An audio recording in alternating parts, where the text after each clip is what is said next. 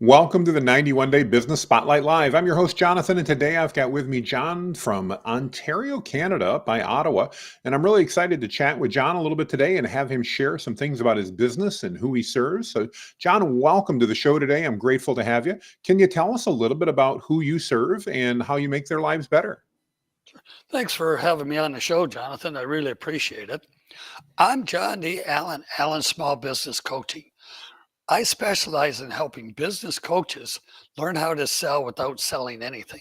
And what I mean by that is you need to find out the person's real want, what their problem is.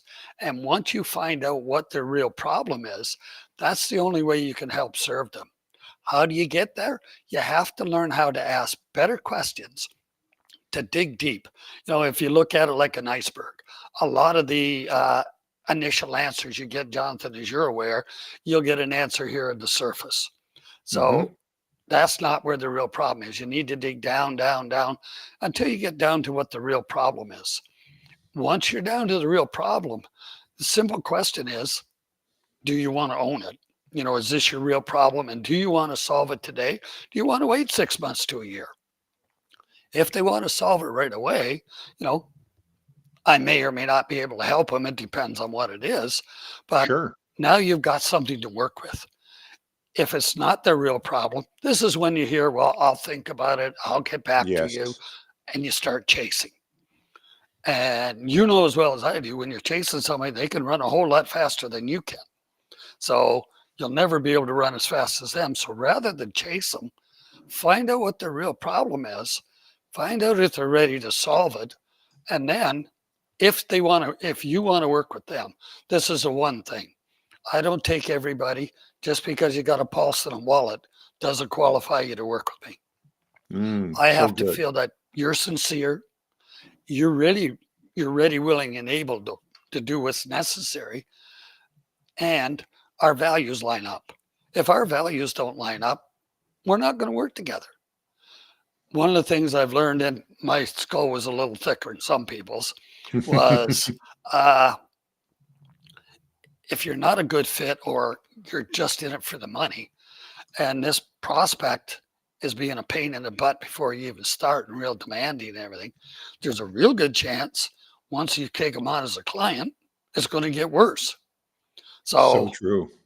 you know, I'm been through life. I tell people I got a PhD from the U of HK, the University of Hard Knocks. And I'm at a stage in my life where the money's not the most important thing.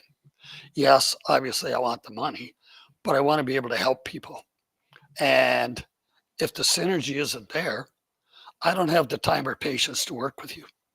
That's basically how I do it. And you know, if your listeners are open to it, you know, I've got an article called "Fall in Love with Your Prospect's Problem, Not Your Solution or Program." I'll be glad to send any of your audience that wants it. I don't know how to put it up on your board or not, or even if you allow that. Well, we'd be happy to do that. I think that's a great offer. I really appreciate that, John. What will happen is when we're done here, if you're watching live or catching on the replay, we'll go ahead and I'll coordinate with John and we'll actually get that posted in the comments under the video here so that you guys can do that. John, I really love the style that you're talking about and the way you look at it. I think you're absolutely right. Having been in sales for more than a couple decades myself, I know one of the things that I had to learn the hard way was that not every prospect was going to be a good client. And oftentimes I got that inkling before I closed the deal, but sometimes again, we were chasing that money a little bit too much and more worried about, I could really use that job right now. And so we didn't pay enough attention to those inklings. Can you talk to us a little bit about, in that process, what are some of those telltale signs that oftentimes we get there that we should just maybe reevaluate and say, is this really going to be a good client for us, somebody that we can serve well? Sure. A few of the big signs are if they start getting demanding. What are you going to do for me? Or how are you going to do this? Or what all do I get? They're very demanding. It's normal for people to want to know what they're going to get. What they want to have is you want to feel comfortable with them. And if they're getting demanding and they're coming on to you like a ton of bricks, do you really want that to happen? Because it's going to be a lousy relationship right from the start. Mm-hmm. Don't even get involved in it. And one of the other things is, well, I really don't want to do all the work. Can you do it for me? No. You know, did Wayne Gretzky's dad teach him how to shoot? Or was it Wayne out in his backyard for all those years shooting the puck at the net? You have to be willing to do the work. If you're not going to do the work, you're not going to get the results. And by the way, that's the guarantee for my program. I actually had a gentleman one day, and I didn't think he was going to be a client. And I was just kind of being a smart ass. And he said, "What's your guarantee?" I said, "You don't do the work, you don't get the results." He said, "Is that it?" "Yep." "Where do I send the money?" I It love was, it. I love it. holy smokes. But really, how can you guarantee something when you have no control over what that other person's going to do? There's no Well, way you could. you go ahead. Go ahead. No, I was just going to say there's no way you could guarantee it. It's not going to work. Well, I really appreciate your candidness on that because you're right. It is so true. I'm in the marketing space myself, and clients always ask for what are your guarantees, and it's like if you don't answer the phone when the prospect calls, and then you tell me that our leads weren't any good because you put the cheapest employee you had to be the one to answer that, who doesn't care whether or not you actually close the deal. All they really care about is when their next break is coming. Then it doesn't matter how good a work we do; those leads aren't going to be any good. And I think what you're saying really fits right into that. It reminds me of one of my favorite concepts, John, about speed to implementation. One of the things my coaches taught me is that, we all get lots of great ideas, and oftentimes we get great inspiration. The difference between success and failure often lies in those that implement and those that just think about implementing. I'd love your thoughts on that as a concept. I think we'd probably be in a line there, but I'd love to get your thoughts. Talk to me about that speed to implementation concept and the reality that a lot of entrepreneurs in particular get a lot of great ideas, but maybe don't implement them. And how do you help them implement those great ideas? That's a great question, Jonathan. And one of the biggest things is, I know I've been guilty of it, and so is everybody else. We start a lot of projects, but we Oh, never yes. finish them. The first little hiccup comes along, and oh God, this is too hard for me to do, so I won't do it. The thing that I look at is, what's this person's why? Why do they Mm. want to achieve that goal?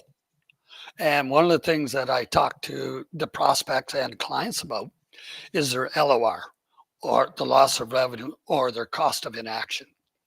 If you really want this goal and you don't do it, what's it going to cost you? Oh, I like Virtually, that. virtually everybody and their dog talks about the ROI, right? This is a great, grand, and wonderful reward you're going to get. What's it going to cost you if you don't do it? Mm. You got these business owners that are struggling, they need help. What's going to happen if you don't do what you're being asked or told to do? Your business starts going down. Okay. How's that going to affect your business? How's that going to make you feel? More importantly, how's that going to make your family feel? With the good economy we've got coming up, that's going to mean some businesses are closing. Mm-hmm. Are these people going Mm-hmm. to lose their homes, their cars? Are they going to be able to take their kids on that vacation they promised, or the wife on that vacation, or husband, whichever? Are they going to be able to do that? A lot of cases, the answer is no.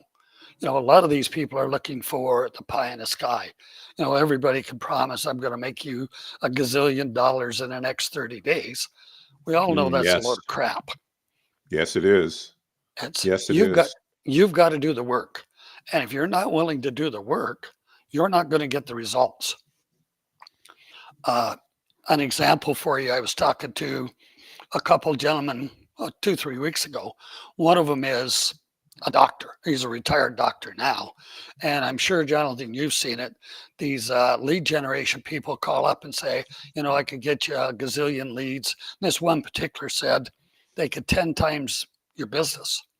So I said to Mm-hmm. this doctor, when next time these guys call, tell them, no problem. I'd love to work with you.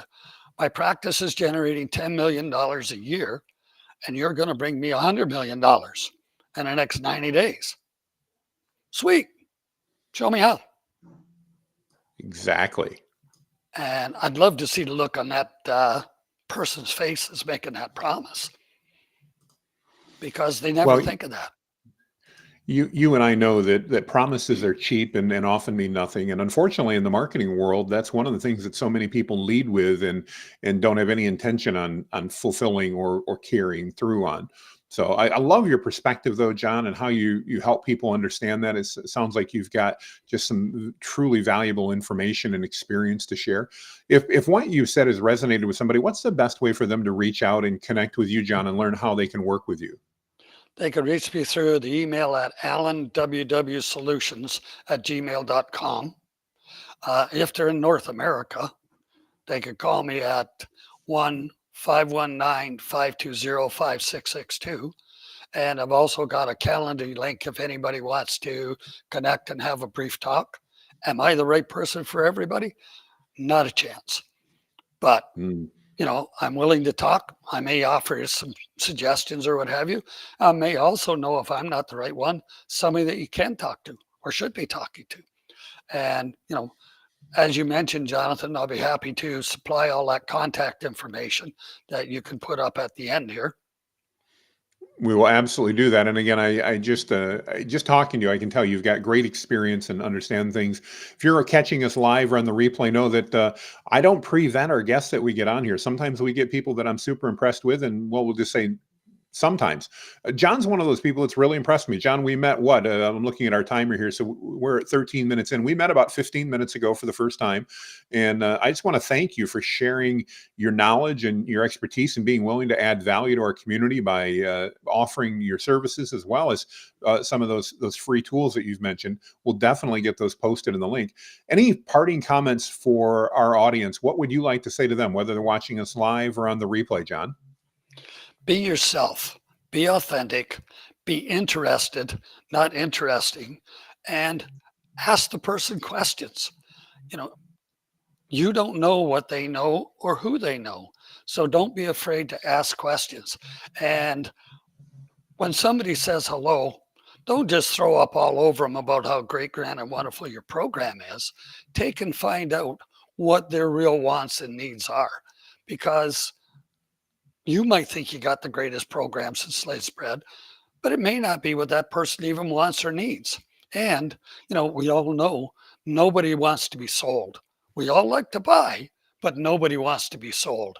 Give that person the opportunity to listen to you, to make their own informed decision whether they want to do business with you. Don't try to twist their arm or any of that old crap that's 70, 80, 90s sales stuff from the last century. It doesn't work. It didn't work then, and it doesn't work now. Thanks, Jonathan. Wow, amazing advice, John. I want to thank you for that. I've spent part of my career doing sales training, and one of the things I always talk about is just exactly what you said. Don't tell them how great you are. Ask them questions and let them discover it, because when they discover that, then all of a sudden they want to buy. But we've all met people that couldn't stop telling us how amazing they were. And, whether it's at a cocktail party or anywhere else, and all we can do is try to get away from them because we don't want to hear how great they are. And that's who you are if that's what you're trying to do. So, John, wonderful advice. Guys, this is 100% free from John. And I can tell you, if this is free, I can only imagine how good his paid stuff is. So, John, thank you so very much. I appreciate you. Appreciate you connecting with me. And I appreciate everybody who's watching live here. And I encourage you to reach out to John, connect with him, and see how he might be able to help you with your business.